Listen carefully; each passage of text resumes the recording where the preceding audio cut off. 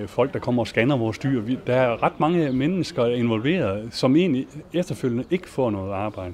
Slagteren, ikke mindst også. Jeg må i hvert fald erkende, at han falder ned imellem et par stole, og der er fare for, at han ikke kan få økonomi i hans produktion.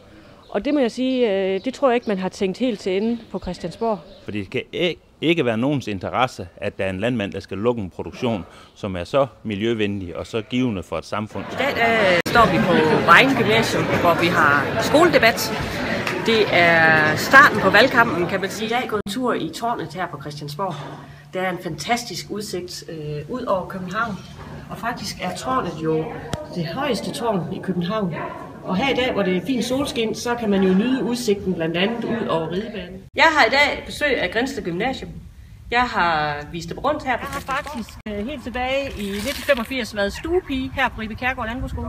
Så derfor så har jeg jo rigtig mange gode minder her fra skolen.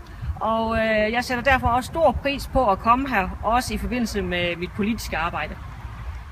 I går der indgik Venstre en aftale om at få afskaffet retsforbeholdet, og der er egentlig 3 ting, jeg gerne vil fremhæve med den aftale. Det er dejligt at have besøg af sådan en stor, god flok unge mennesker, som er rigtig meget spørgelystne. Så tak for det, alle mand.